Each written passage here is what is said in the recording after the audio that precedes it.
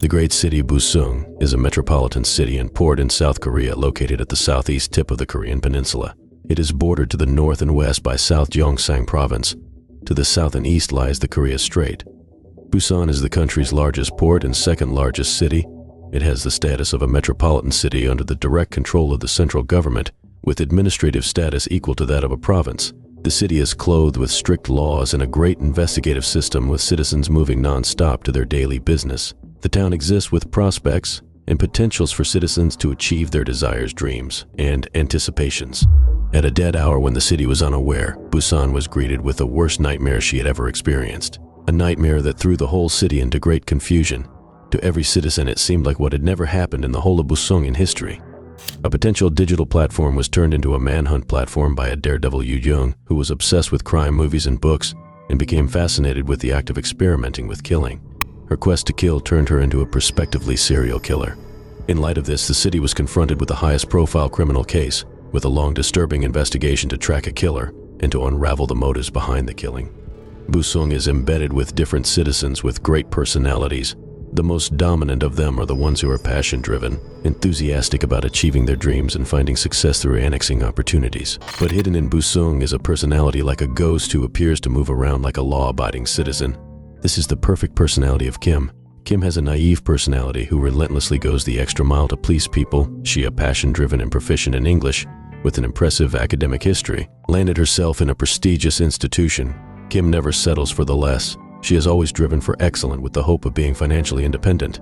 Her passion for excellence always pushes her to want to impact her world. However, she consistently seeks opportunities that will help her annex the nearest opportunities. On the other hand, Yu Jung, whose personality was not foretold among the citizens of Buseong. Yu Jung, a high school student and an intelligent sociopath who regularly retreats from her world. Her antisocial nature can be traced to her childhood development. Yu Jung's mother abandoned her when she was a child. She left her in the hands of her father, who raised her and abandoned her when she was 6. Yu Jung was left to grow up in the hands of an old grandfather, which was unusual in Buseong to have an old person to be a primary caregiver.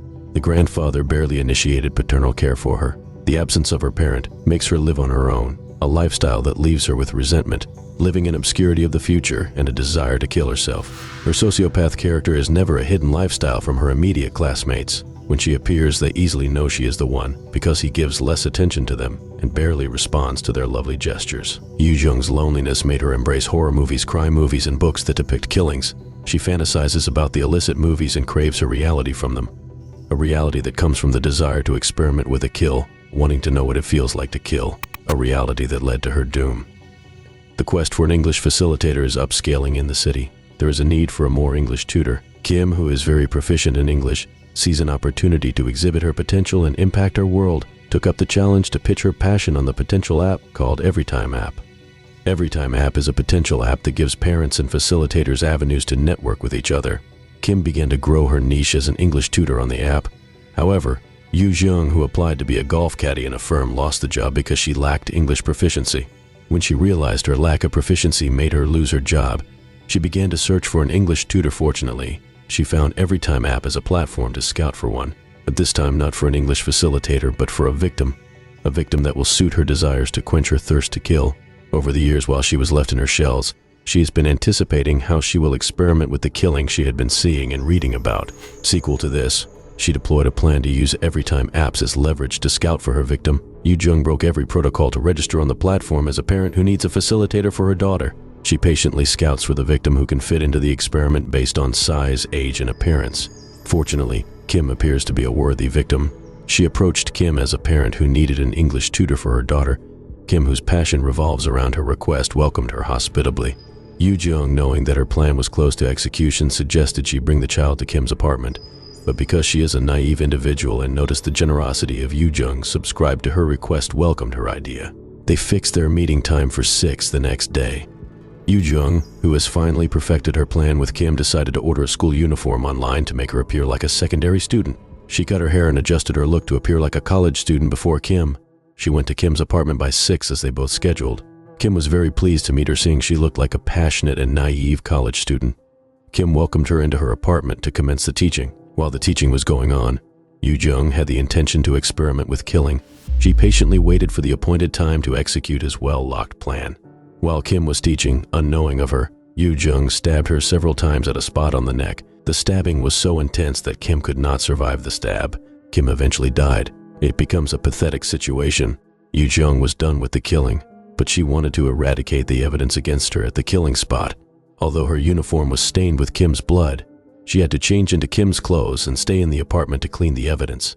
She mutilated Kim's body, then confidently walked down Kim's street to get disposable nylon bags and bleach from a nearby store. She packaged Kim's body for disposal and walked down the street to board a taxi to the location where she would dispose of the body. Unaware that the closed-circuit television, CCTV, was monitoring her, she deposited Kim's body in the bag and confidently moved down the street to board a cab that would take her to her destination, where she would finally dispose of the body without traces. While walking, she flagged a taxi, and the taxi stopped to pick her up. The cabman discovered that she had a heavy load she wanted to put in the trunk.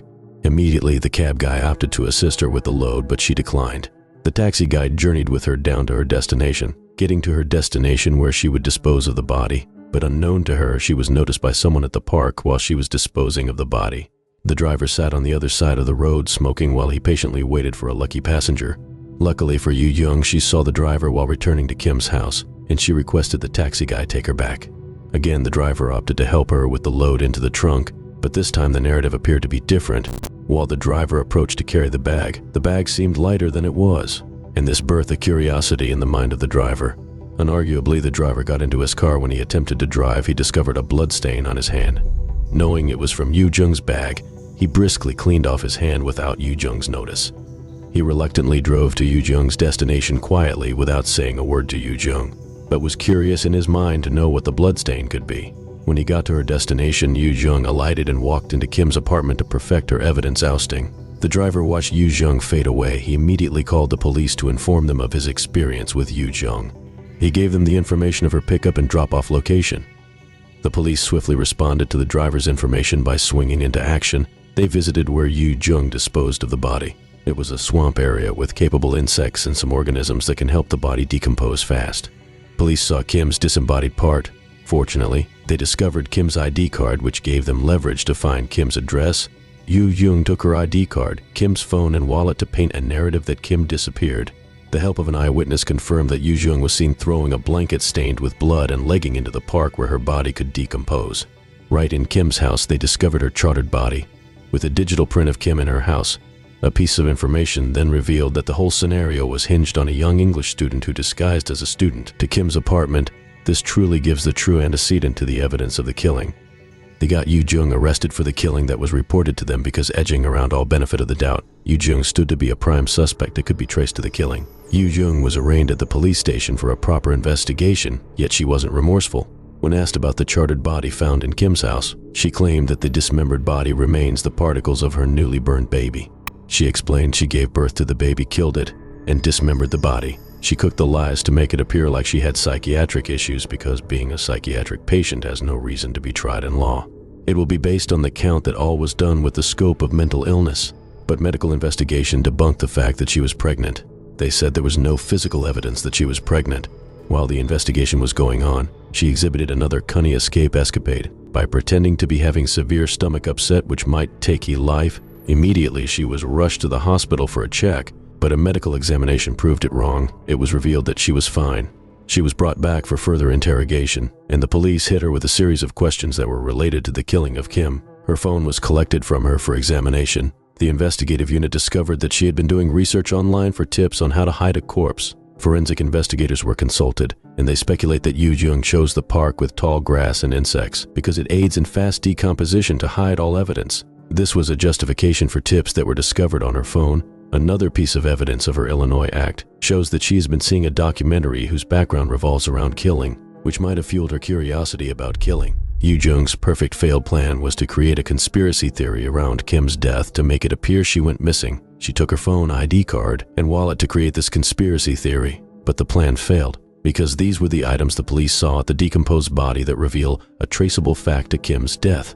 The investigators speculated that Yu Jung did this because she envied Kim's excellent life and drive for success because of financial independence. Although some speculations appear less factual as to the moral reasons why Yu Jung killed Kim, Yu Jung never relents in covering her crime with unrealistic lies. When further questioned, she said, someone else killed Kim, and that she was just an accomplice to the crime, and that she was promised money in return. While the whole investigation was at its peak, a near-true fact was revealed. Yu Jung called the dad 2 days before the crime, told the dad to apologize for not raising her, and threatened to implicate him by killing someone and then killing herself. A lot of discoveries were unraveled during the investigation, and a memo was seen in her possession stating she wanted to take her life because of a series of loneliness. The writing would have been a catalyst that birthed such anticipation to kill. However, her grandfather, who never paid rapt attention to her while growing, came disappointed over her crime. He appealed to her to confess to her crime, and after a long investigation to debunk her lies and find her guilty, she confessed and admitted to her crime. She affirmed that she never had any cogent reason for killing Kim, and that she did the killing because she wanted to experiment with killing. Moreover, she revealed she had been plotting the killing a while before the exhibition day. The police could connect nuts within the premise of her confession and deduce that fact that every piece of evidence gathered at the crime spot could be used as a case against her. A lot of speculation was revealed to confirm she was the culprit of the crime from different criminal psychologists. Yu Jung, after a lot of investigation, unraveling, and confession, was charged with murder charges. She was not taken to court immediately but was held in police custody without being court charged. She was placed in a single cell in the heart of the city while she awaited legal proceedings. Yu Jung would have escaped this very illicit act if the parents had paid rapt attention to her. Although there is no justification for committing any crime, her parent and guardian should be blamed for leaving her to grow by herself and make decisions by herself. Also, the environment was negligent as well. They noticed her antisocial lifestyle and her reaction to things, but could not take measures to help her socialize with her environment. They could not help her build a life that would have been inspiring like Kim's. No justification for crime, but it can be prevented.